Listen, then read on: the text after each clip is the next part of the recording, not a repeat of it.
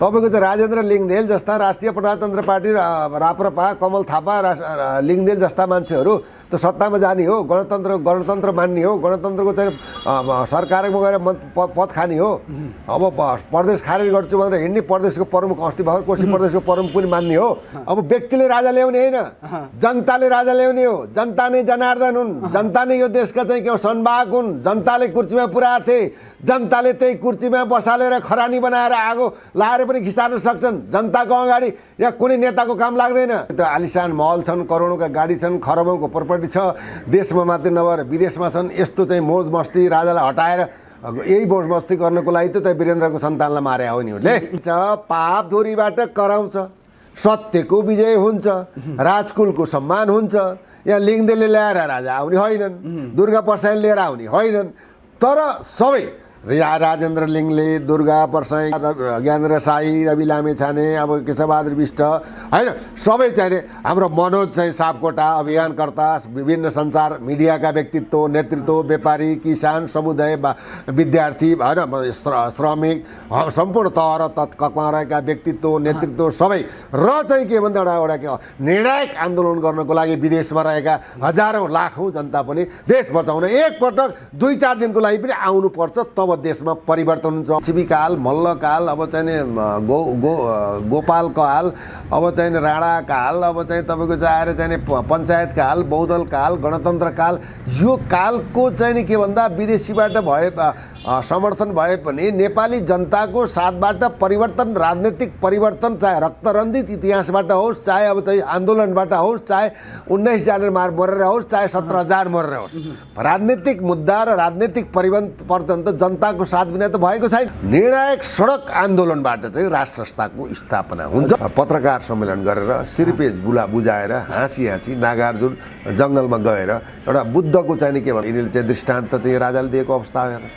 नमस्ते दर्शकवीर अनि हार्दिक स्वागत छ। आज 302औं पृथ्वी जयन्ती, आज पृथ्वीनारायण शाहको जन्मदिन। जसरी 2200-2400 राज्यलाई एक ढिक्का पारेर एउटा सिङ्गो नेपाल बनाएका थिए, आज यही पेरिफेरीमा केन्द्रित रहेर हामी कुराकानी गर्छौँ। आज हामीसँग कुराकानीमा जोडिनु भएको छ पूर्व डिएसपी केपी शर्मा पन्थी एवं एकदमै डायनामिक व्यक्तित्व हुनुहुन्छ, राजनीतिक विश्लेषक पनि हुनुहुन्छ। डिएसपी साहब, सम्पूर्ण मिडियामा स्वागत छ। धन्यवाद। जय जननी जय मातृ। के छ, आराम हुनुहुन्छ? आरामै छु। यहाँलाई? हामीलाई ठिकै छ भन्दा पनि देश रोइरहेको छ। विशेष गरी आज कुराकानीमा जोड्यौँ। आज हामीलाई नेपाली हुँ भनेर चिराउने व्यक्तिको जन्मदिन, 302औं पृथ्वी जयन्ती, यहाँले कसरी निहाल्नु भएको छ? वास्तवमा चाहिँ के भन्दा एउटा एकताको प्रतीकको रूपमा, राष्ट्रिय दिवसको रूपमा, राष्ट्रपिताको रूपमा अरे यो राष्ट्रलाई एकीकरण गर्ने होइन, एउटा अग्रज, एउटा शहीद, एउटा चाहिँ वंश, एउटा कुल र अद्वितीय शक्तिशाली चाहिँ भनौँ राजा 5 बडमारा धिराज पृथ्वीनारायण शाहको आज जन्म जयन्तीको अवसरमा भनौँ सबैले उहाँप्रति श्रद्धा सुमन, श्रद्धाञ्जली र सम्मान चढाएकी अवस्था हो। यस्ता चाहिँ भनौँ पृथ्वीनारायण शाहले देशको लागि भनौँ जुन 22औं-24औं राज्यहरूलाई छरिएर टुक्रिएर बसेका राज्यहरूलाई एकीकरण गर्न आफ्नो चाहिँ 20 वर्षदेखि एउटा तलवार लिएर होइन अगाडि बढेर यो देशलाई एउटा स्वर्ग बनाउने काममा योगदान रह्यो। र अहिले चाहिँ के भन्दाखेरि यस्तै चाहिँ सपुतको चाहिँ प्रेरणा र साहस लिएर यो देशको रक्षा गर्नको लागि देशका नेतृत्वहरू र शाह वंशले पनि यसमा योगदान देओस् रहोस् भन्ने खालको यो भनौँ एक प्रकारको चाहिँ एउटा प्रेरणामूलक चाहिँ दिन पनि हो। आज चाहिँ पृथ्वीनारायण शाहको चाहिँ के भन्दा जन्म जयन्ती मनाउन पनि बिदा होइन नदिने होइन खालका विचारहरू पनि अब देश राज्यले बिदा कटौती गरेको थियो, फेरि यसपालि बिदा कटौती गरेको थियो। तर के भने इतिहासलाई कसैले मेटिँदैन हेर्नुहोस्। इतिहास जीवन्त चाहिँ मानिस र नागरिक एउटा बाँच्ने र बचाउने देशलाई विकास गर्ने एउटा दस्तावेज र इतिहास पनि हेर्नुहोस् है।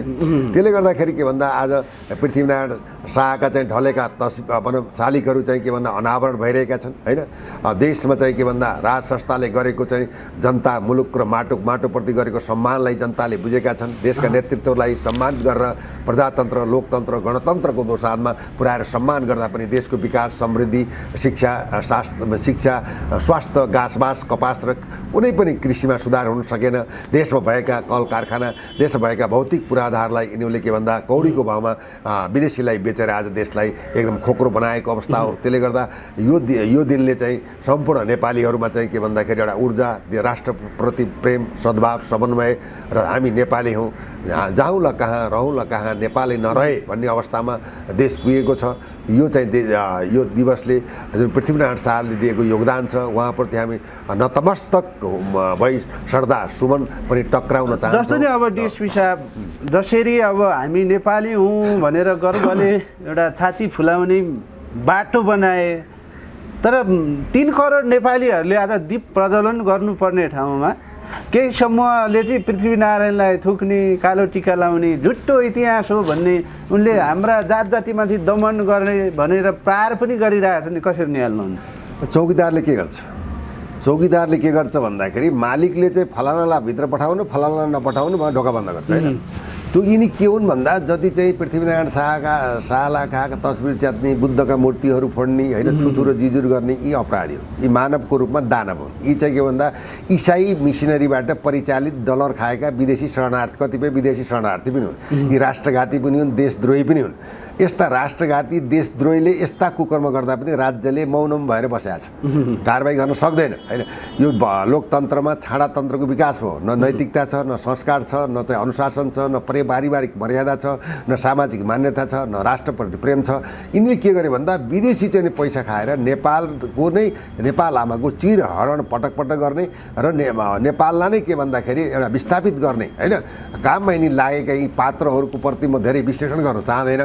जहाँसम्म के भन्दा पृथ्वीनारायण शाहलाई जस्तै अब नेपाली नोटहरूमा पृथ्वीनारायण शाहको चाहिँ के हुनुपर्छ फोटो हुनुपर्छ। हरेक चाहिँ नेपाल भनौँ संस्था र सरकारी कार्यालयमा पृथ्वीनारायण शाहको फोटो राखिएको हुनुपर्छ। हरेक कार्यालयमा राष्ट्रिय झन्डा चाहिँ भनौँ के भन्दा एकदम झुलेको होइन फरफराएको हुनुपर्दछ होइन। बुद्ध जुन विश्वकै शान्ति अग्रदूत हुन् उनको पनि सम्मान हुनुपर्दछ। तथापि चाहिँ के भयो भन्दा पृथ्वीनारायण शाहलाई अनावश्यक रूपमा चाहिँ विवादमा पारेर पैसा कमाएर विदेशीलाई खुसी पार्नको लागि वैदिक सनातन धर्म र राजकुलको चाहिँ मान मर्यादा इतिहासलाई चाहिँ के भन्दा भनौँ सदाको लागि विसर्जन गर्नको लागि यी चाहिँ विदेशी अमेरिका युरोपियन युनियन होइन बाट परिचालित भएका यिन चाहिँ के भन्दा उदण्ड तत्त्वको चाहिँ यो प्रकाण्ड मच्चाएको अवस्था हो। यसले कुनै अर्थ राख्दैन। सत्य नै हुन्छ। सत्यलाई तपाईँले केही सत्य चाहिँ परिसान हुनसक्छ तर पराजित कदापि हुन सक्दैन। त्यसैले आजको दिनमा राष्ट्रप्रेम पृथ्वीनारायणप्रतिको सम्मान हौस् र चाहिँ के भन्दाखेरि मेरो सरकारसँग अनुरोध के छ भन्दाखेरि हामीले चाहिँ हिस्ट्री सो द फ्युचर भन्छ। विगतलाई हेरेर वर्तमानको समीक्षा गरेर देशलाई समृद्ध विकास उन्नतिशील शिक्षाशील बहुआयामिक चाहिँ विकासको रूपमा युवालाई स्वरोजगारको रूपमा र वृद्धहरूलाई सम्मानको रूपमा बालबालिकालाई नैतिक शिक्षाको रूपमा होइन अगाडि बढाउने देशलाई सुसम्पन्न राष्ट्रको रूपमा अगाडि बढाउने यो दिनले र देशप्रति सबैले माया र सद्भाव अगाडि बढाउने चाहिँ प्रेरणाको रूपमा यो दिनलाई लिएको छ। हेर्नुहोस् जस्तो अब संविधानले बोल्ने छुट दियो भन्दैमा आफ्नो अभिभावक देश जसले निर्माण गरेको छ बाउ भन्नुपर्ने हो पृथ्वीनारायण शाहलाई उहाँमाथि प्रहार गर्दा कानुनले चाहिँ किन छुट दिन्छ नेपालमा? त्यही त हो। किन भन्दा सरकार नै यसमा संलग्न छ। सरकारले धर्मको चाहिँ के भन्दा धर्मनिरपेक्ष बनायो। धर्मनिरपेक्ष जनताले मानेका जनताको जनमत त थिएन। जनमत सङ्ग्रह भएको त अवस्था पनि थिएन। संहिता जनताले मागेका पनि थिएनन्। गणतन्त्रको पनि अनुमोदनको अवस्था आएको थिएन। यो त के भन्दा विदेशीको डिजाइनमा तपाईँको चाहिँ के भन्दाखेरि अब त्यही भनौँ जसले गणतान्त्रिक संविधान जारी गर्यो त स्वर्गीय चाहिँ तपाईँको चाहिँ के भन्दाखेरि सुशील कोइरालाले यो कसरी धर्मनिरपेक्षता भयो मैले थाहा छैन भन्ने पनि स्ट्याटस आयो, न्युज पनि आयो।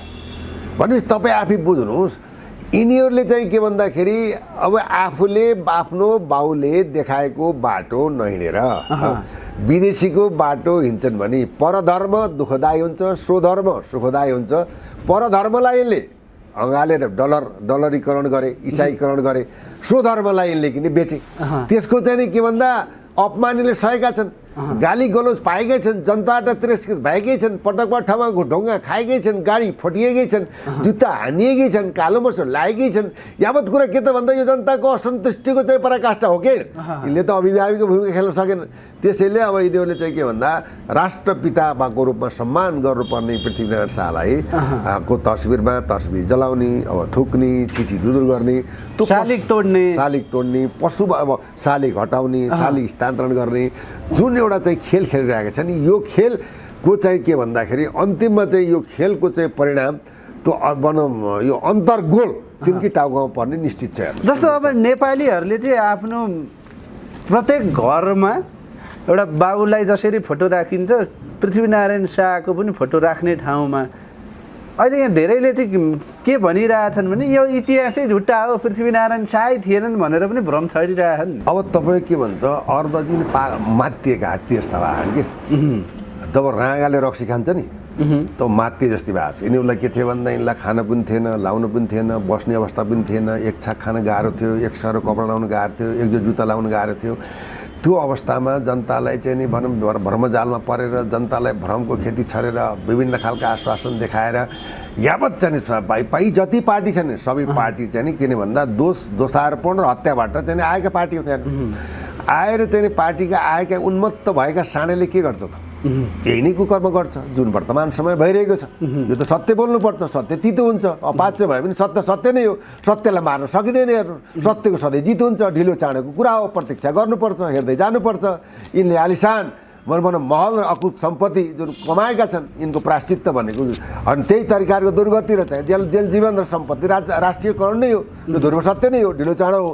हेर्नुहोस् धैर्य गर्नुपर्छ, परिश्रमको फल मिठो हुन्छ भने जस्तै अब धैर्य चाहिनेलाई संयमता साथ अब जनताले हेरिरहेका छन्। जब जनताको आवेग आउँछ यिनी बढाइदिन्छ। एक थरीको चाहिँ के आरोप छ भने यो नेपालमा जाति भित्राउन बनाउन चाहिँ पृथ्वीनारायण शाहको ठुलो हात छ भनेर पनि भ्रम छरिन्छ नि। होइन जातिको त यस्तो चाहिँ के हुन्छ भन्दा कर्म जन्मना जायते शूद्र कर्मणा दिजोच्चे चाहिँ भन्छ कि तपाईँको ब्राह्मणस्य मुखमा शुद्धाहुरु अजन्नाकृता श्याम शूद्रो अजायत भन्छ क्या। त्यो एउटा कर्म वर्ण विन्यासको नाममा चाहिँ कामको आधारमा चाहिँ के भन्छ त्यो बेला भनौँ वर्गीकरण गरिएको हो क्या। मान्छेको जातपातको कुरो होइन, हेर्नुहोस् कर्मको आधारमा वर्गीकरण गरिएको चार जात 36 वर्णका नेपालीहरूले आफ्नो पहिचान संस्कृति सभ्यता वेशभूषालाई अङ्गीकार गरेर देशलाई सबै चाहिँ जातका फुलबारीलाई सजाएर हामीले चाहिँ एकअर्कामा हातोमालो गरेर देशको निर्माण भाग्य निर्माण गर्नको लागि अघि बढौँ भन्ने एउटा चाहिँ के भन्दा दिव्य उपदेशको सन्देश हो। हेर्नुहोस् क्या भनेपछि जातको आधारमा भन्दा पनि कर्मको आधारमा विभाजन गरे। त्यसलाई अहिले भ्रम छरिरहेको त्यसो भने पछिल्लो समय जब राज संस्था फालियो, देश अब गणतन्त्रमा गयो, त्यस पछाडि चाहिँ समाज यहाँका व्यक्तिहरू नै अस्तव्यस्त भए भन्न मिल्यो। अब होइन अस्तव्यस्त भयो, छाडा प्रवृत्ति भयो। जहाँ गार्जेन छैन, यो गार्जेन नभएको चाहिँ घर कस्तो हुन्छ, अभिभावक नभएको समाज कस्तो हुन्छ, छाडा चाहिँ गार्जेनसिप भएको राष्ट्र कस्तो हुन्छ त्यस्तै भयो। अनुशासन छैन, मर्यादा छैन, नैतिकता छैन, छाडापनमा जसले जे बोले पनि हो, स्वाहानीले लोगनलाई मान्दैन, छोराले बाबालाई टेर्दैन होइन।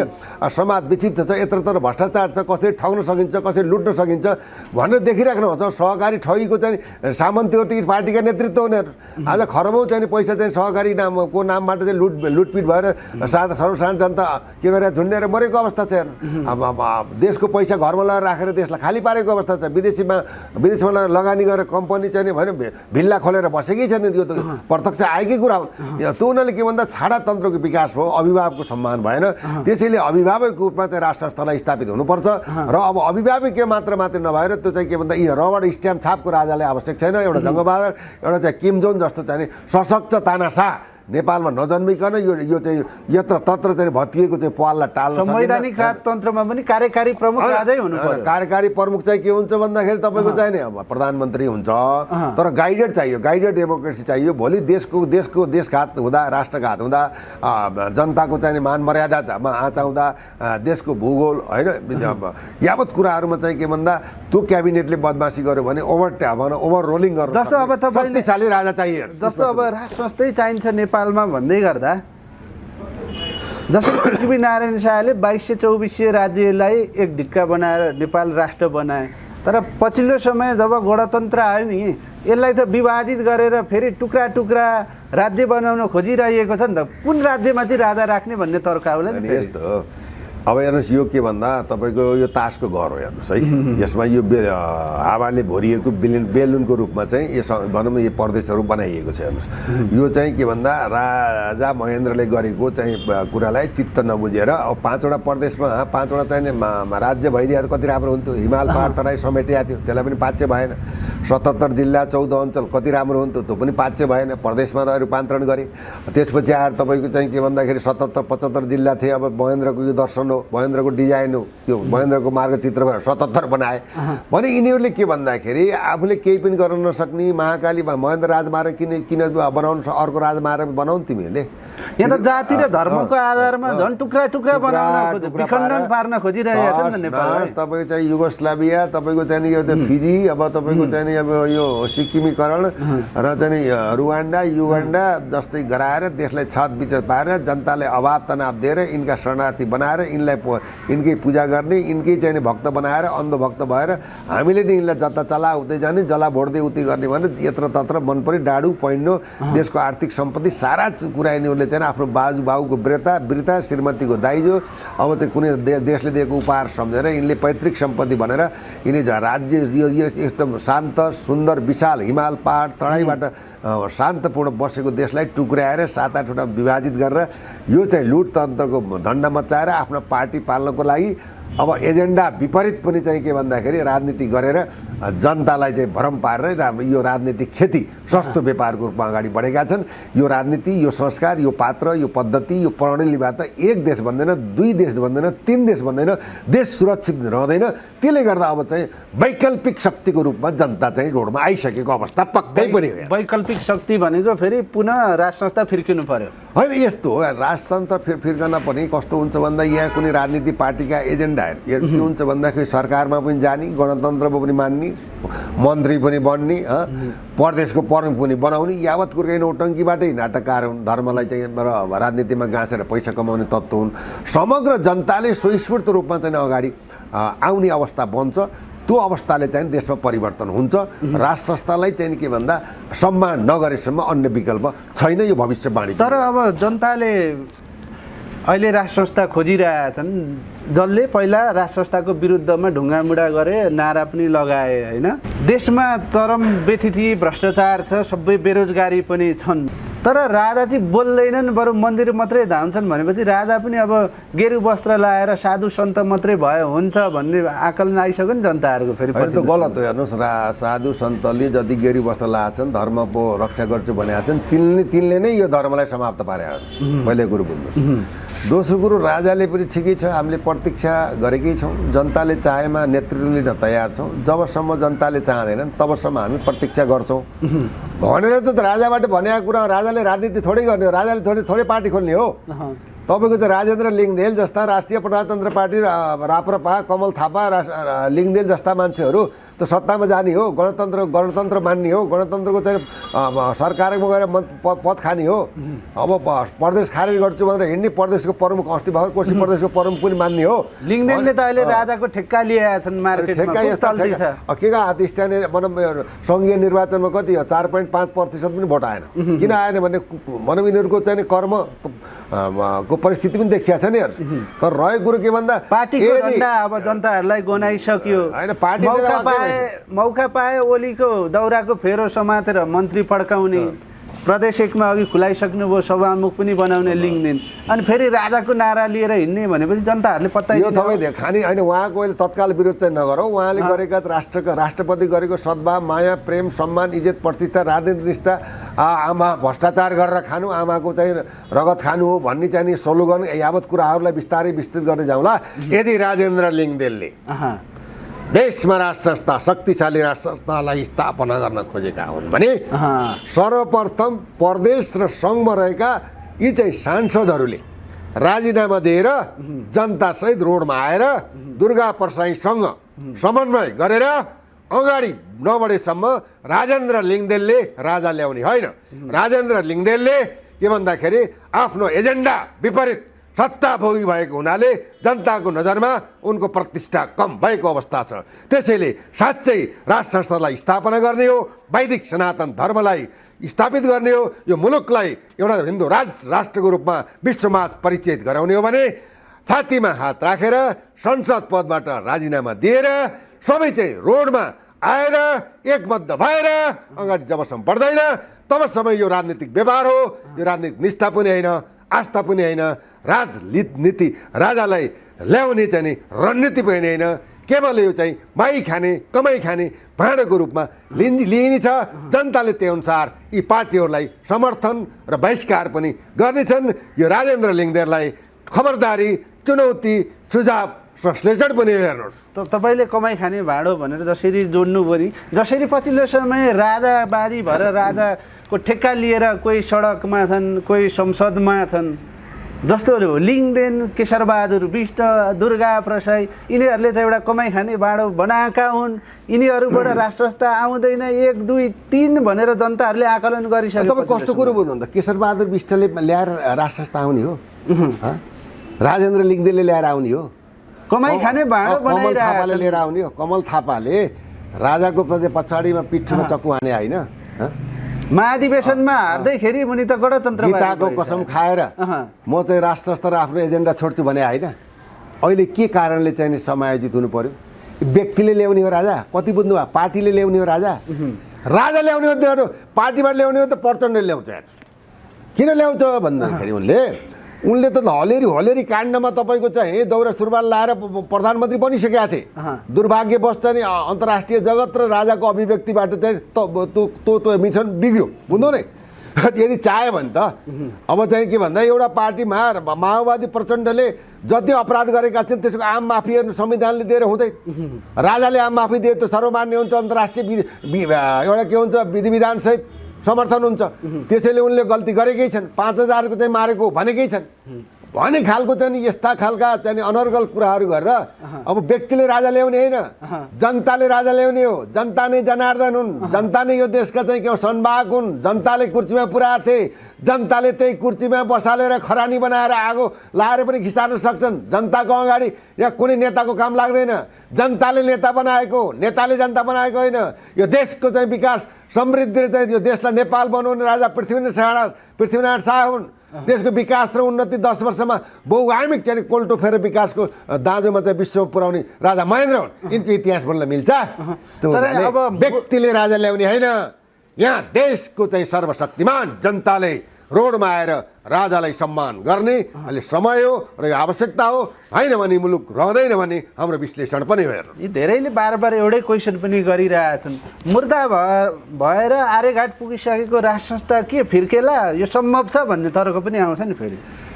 यो भावै त के हुन्छ भन्दा जसमा विश्लेषण गर्ने क्षमता हुँदैन, जसले खाएको छ, लुटेको छ, देशको बलात्कार गर्दा पनि ठुलो हेरिरहेको छ, यहाँ विदेशीको हस्तक्षेपमा पनि नाचिरहेको छ, युरो खाइरहेको छ, आलिसान महल बनाएको छ, एउटा कोठामा भाडा तिर्न नसकेर चाहिँ 10 ठाउँ हिँड्ने मान्छेको चाहिँ त्यो आलिसान महल छन्, करोडौँका गाडी छन्, खरबौँको प्रपर्टी छ, देशमा मात्रै नभएर विदेशमा छन्। यस्तो चाहिँ मोज मस्ती राजालाई हटाएर यही मोज मस्ती गर्नको लागि त वीरेन्द्रको सन्तानलाई मारे हो नि उसले, हो कि? त्यो हुनाले क्या भन्दा त्यस्ता दुर्वाच्यहरू तपाईँले भन्नु जुन सोध्नु हो त्यो शब्द मबाट आउँदैन। राजा बाबुआमा, दीक्षा दिने गुरु, शिक्षा दिने गुरु, पथ प्रदर्शन गर्ने चाहिँ गुरुको कहिले पनि पूर्व हुँदैन। They are always present. हेर्नुहोस् है, त्यो हुनाले यिनीहरू परिभाषा पनि बुझेका छन्, धर्म पनि बुझेका छन्। राजाको चाहिँ कुल संस्कार यो देशलाई बचाउने बनाउने, नेपाल भनेर विश्वमा चिनाउने कसले गर्यो, यो नामाकरण कसले गर्यो, यो देशलाई कसै बचायो, त्यो खालको न अनुसन्धान छ न इतिहास पढेका छन्। अब यी गवार चाहिँ पढाइ नभएका यी चाहिँ विदेशीको इसारामा नाच्ने, विदेशीलाई चाहिँ के भन्दा महाप्रभु मान्ने, देशका चाहिँ विज्ञ विश्लेषक विद्वान केही मिडियाहरू पनि विदेशीको सञ्जालमा चल्ने, यो मिडियाका चाहिँ हाई कर्पोरेट मिडियाहरू चाहिँ दलाली गर्ने, देशको अस्मिता राष्ट्रियता को बारेमा नबोल्ने, भ्रष्टाचारलाई संरक्षण गर्ने, यो त मिडियाले पनि चाहिँ कतिपय मिडियाले चाहिँ देशलाई बिगारेको अवस्था विद्यमान पनि छ। विदेशी डलर खाने, विदेशी मिसनरीको प्रचार गर्ने, राजदूतावासमा गएर हुस्की चुसी खाने, राजदूतावासमा गएर भत्ता ल्याउने, आफ्ना केटाकेटीलाई पढाउनलाई अब के भन्दाखेरि स्कलरसिप माग्ने यस्तो चाहिँ दलाली प्रथाबाट देश चल्दैन। त्यसैले बुझ्नुहोस् अब के भने यिनले अक्षम्य अपराध गरेका छन्। देशको चाहिँ उप प्रधानमन्त्री चाहिँ गृहमन्त्री भएको चाहिँ एउटा नेतृत्व वामदेव गौतमले त चाहिँ के भन्दाखेरि अब हामीलाई राष्ट्र संस्था आयो भने हामी जेल जान्छौँ। अब चाहिँ के भने हामीले गल्ती गरेका छौँ। अब राष्ट्र संस्था आयो भने के गर्नुहुन्छ?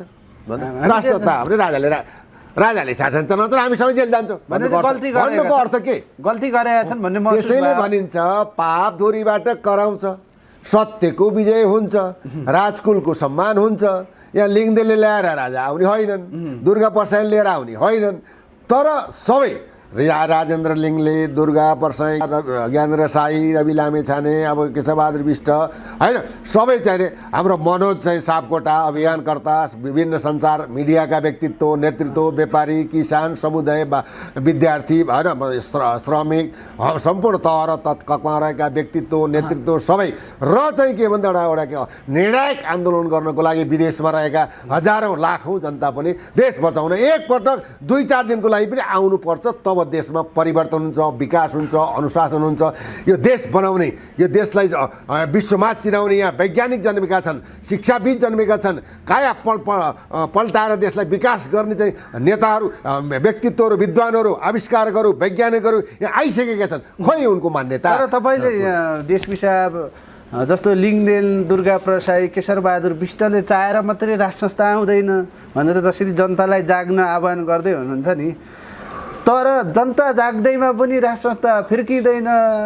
जसरी राष्ट्र संस्था जाँदा पनि विदेशीको इसारा थियो, दिल्लीको 12 बुझे सम्झौतादेखि अबको इसारा पनि विदेशीले चाह्यो भने मात्रै राष्ट्र संस्था आउँछ, रिमोट त बाहिरतिर छ भन्छन् नि। फेरि हेर्नुहोस् यो रिमोट बाहिर भएको कारण यदि चाहिँ तपाईँको